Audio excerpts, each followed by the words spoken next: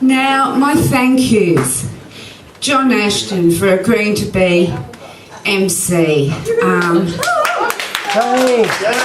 Just a hero, fabulous poet, and wonderful man. I can't thank him enough.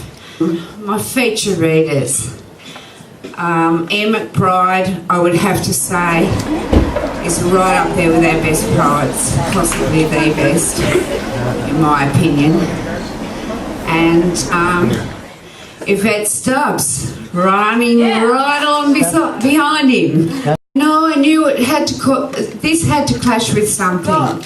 And once again, thanking Ken Smeaton for cancelling a very important gig, which included Gig Ryan and Felix Nobis, to come to this. They were very understanding. Oh, that's really nice.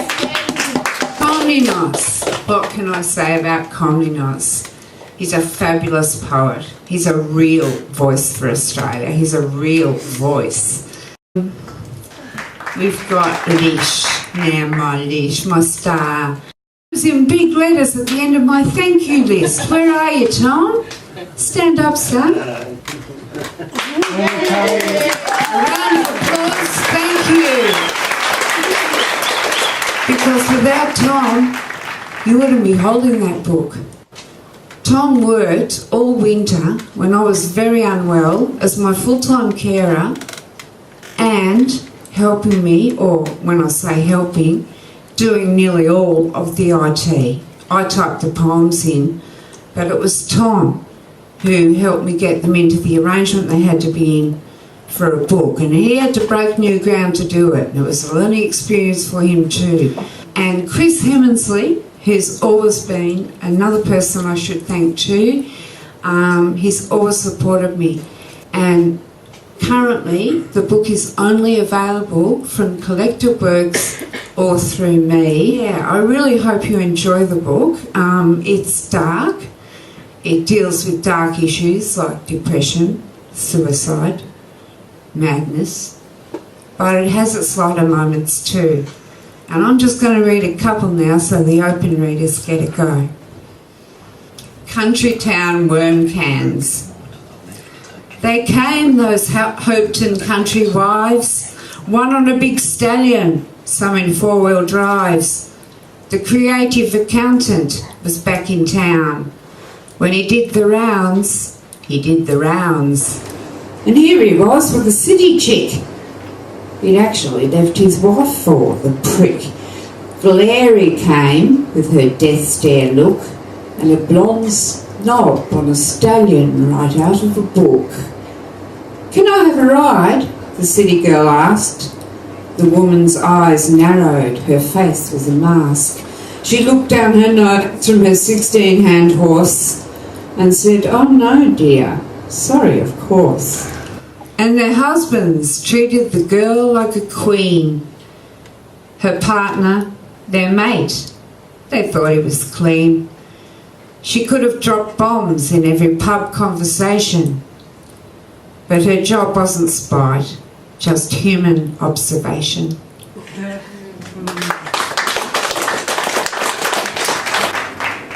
Christmas Eve.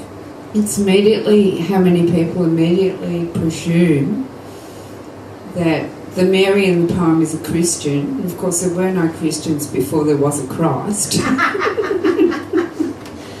Yeah. So let's just take it as my view on Christmas Eve, and it's dedicated to Donkey. Oh, she was tired. Her idiot husband had said the town was close some 20 miles ago.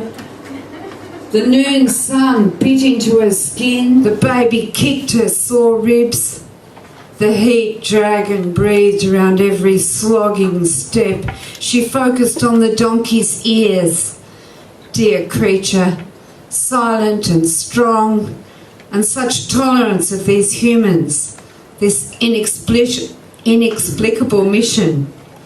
Plodding along. Oh, how Mary loved her. That stoic serenity.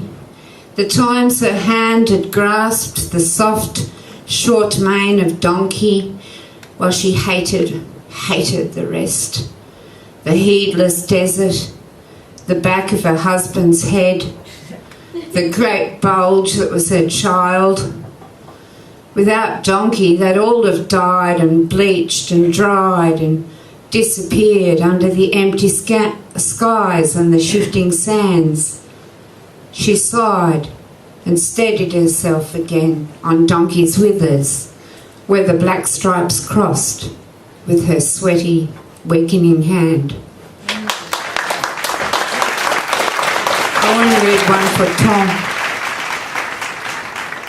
It's called Hand in Glove, and it's a true story. Hand in Glove. For Tom Flower's 16th birthday.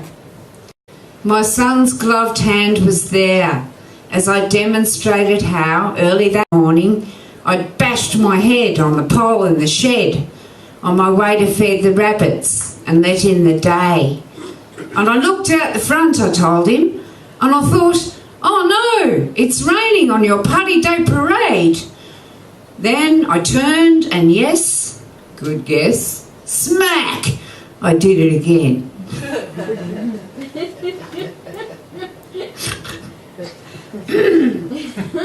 I look at the camouflage figure standing tall behind me, sniper-clad, his padded hand covering the exact spot on the pole.